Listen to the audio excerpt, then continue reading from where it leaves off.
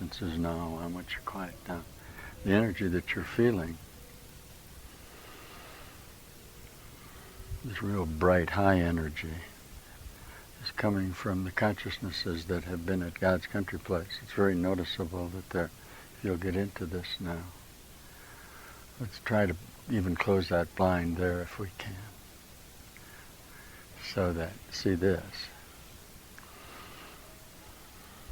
It's difficult to demonstrate a holy instant to feel this, because it's experiential. It doesn't have to do with your ideas about it, does it?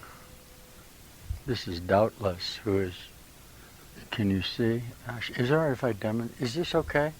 I'm going to let it hang out a little bit here. See who we got. You guys aren't going to hurt me or burn me or anything.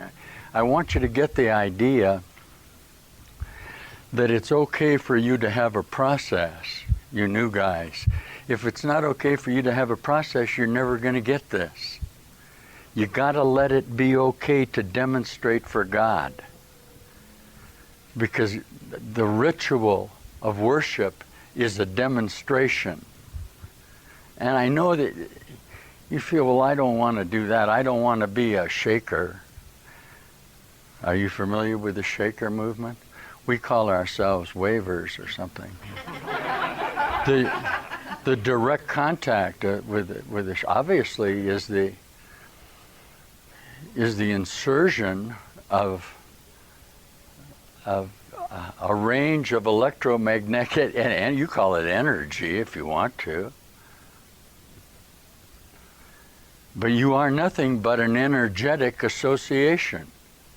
And the admission of that you're more than a body, that you're a cumulative great ray association, as Master Jesus would teach you in the Course, is very valuable to you. What the hell is the sense in doing the Course in Miracles if you're not going to go through a transformation? Well, see, I want an answer to that from you so-called Course. It's absurd. The Course in Miracles is the Course in Enlightenment. It's not a course in practicing forgiving your mother-in-law. It doesn't have anything to do with human beings. It has to do with God. This is a God contact. If you don't want to contact God, don't come around me. I'm contacting God. I mean God, not your idea of some sort of religious association of perceptual connections between what defines God. God is a fact. We are experiencing a fact. For the first time, maybe, for the first time in your perceptual life, you could actually have a godly experience. You'd be embarrassed by it, you'd be ashamed by it. You'd say, well, I wouldn't want that to happen to me. I wouldn't want to really make a confession that there really is. I have to keep this veil on top of me. I've got to crouch around. If you feel what's going on here, you can get an idea that these consciousnesses are undergoing literally transformations of their minds. If this doesn't occur to you, what are you doing?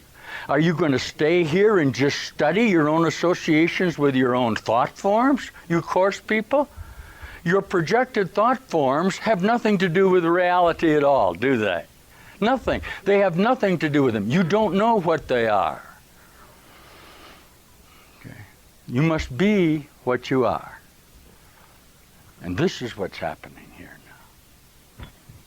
Does this disturb you? Are you fearful of somebody that would stand up and suddenly you feel this in your head? I better run away. I better get out of here. What's happening to me? Why am I feeling this? You're an emerging species. You're becoming spiritual man. You're the essence of a new reality. You're the forerunners of a new reality. Someday I'll teach this with no religious significance at all to give you a fundamental idea that you are undergoing an evolutionary process of your mind. What do you think your mind is for? Why do you hold it down into this range of associations of the form? Where does your idea of God come from? What's wrong with us contacting God?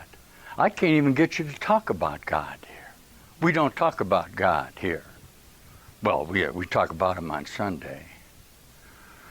I don't mind admitting, but you got your God and I've got my God, and meanwhile we'll struggle with this and do it. That's not what I declare to you. I'm declaring to you that there's a God. You say, well, I don't doubt that. Then I say, how come you're in sick and pain and dying if there's a God? Didn't God make you perfectly in the certainty of his own reality? How come you're not that then? Well, I'm undergoing a process. Okay, well, let's undergo a process then. How else are you going to do it? Somebody, anybody. What are you going to do? You're a body. I see you sitting there looking at this. You're doing this in your own mind. If you can't change somewhere in you, if the Course in Miracles is not a course in atonement or enlightenment, what is it? Where did it come from?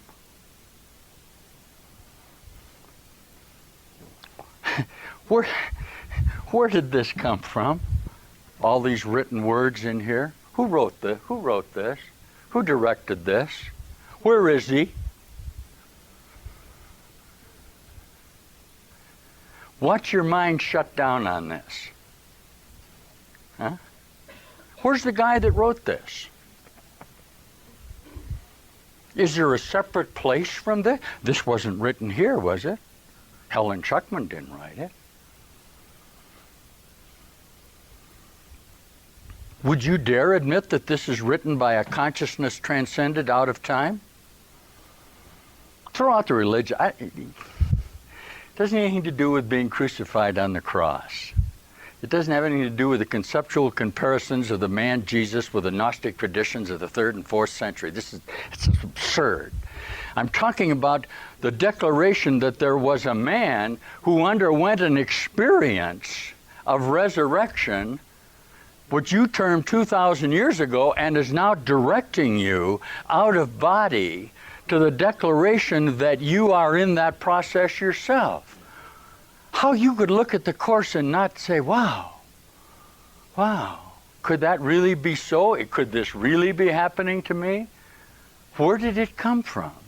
How did it happen to come here now? It was never here before.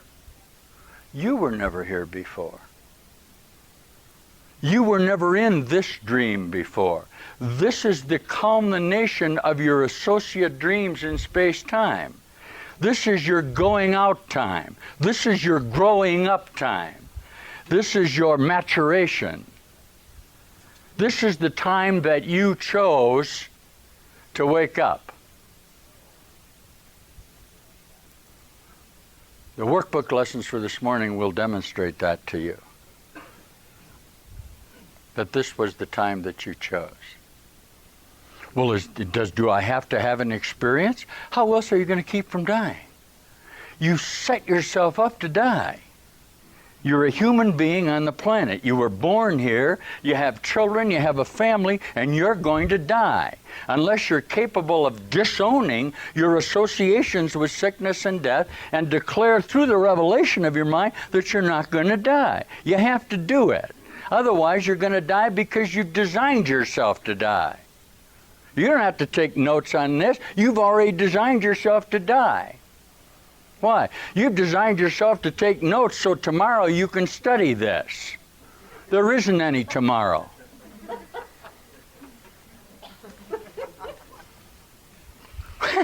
What's tomorrow? I don't understand it. When's that going to be? That's today. I'm supposed to deliver a message to you. This is the last day.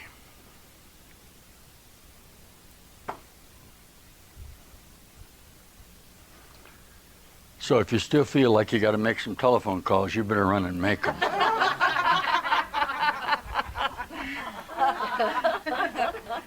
I'm very serious. You guys coming to your altar need to make your amends. You better get out and do them. Clean your act up. Some of you guys got real crappy stuff. See, the Course in Miracles doesn't teach. well, it teaches it, it declares it through love. Doesn't teach amends, but some of you guys are carrying a lot of grievance and junk. This is a carryover from what I told you last night. Okay, you got one. You better take care of that. There's no, I know you guys perfectly well. I was a human being. Don't fool me with your resentments. Some of you have been carrying them for 40 years, 30 years, 20 years. This morning, some of you had a couple bad ones this morning. Do you understand what an amend is?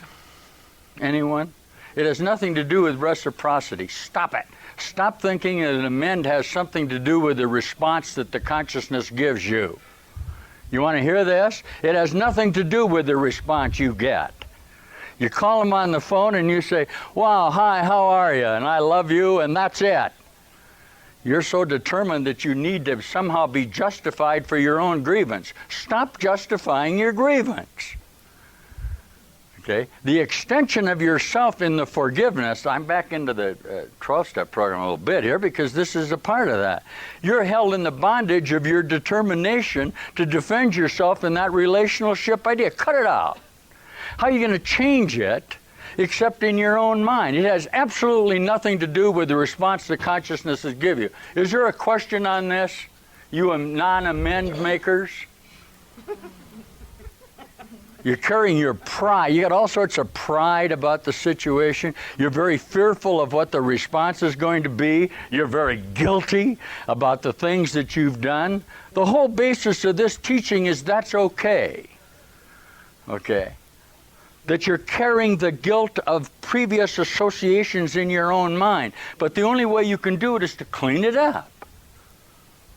Who cares what the response is? Then become non-defensive. Are you and you find yourself in conflictual defensive associations? That's what your relationships are. They are conflictual associations, of course. They're arbitrations of death and sickness. Some of you undergoing these experiences at high levels are finding a considerable amount of conflict in your what you call special personal relationship. But nothing is more conflictual than the relationship itself. I assure you of that. That relationship is based on some sort of equanimity, some sort of balance of of separation, a determination to die. So you may well undergo some conflicting associations if you walk up to a special one and say, I've decided I commit my life to God. I've decided I'm going to take this seriously. I've decided I'm not going to die. I've decided I'm not going to get sick anymore. I've discovered that sickness is a decision, and I won't get sick anymore. He says, ha, ha, ha, ha, well, just wait a minute. You're going to be just like the rest of us. You'll be just as dead as we are. They'll tell you this. I'm from deep experience. They'll tell you that.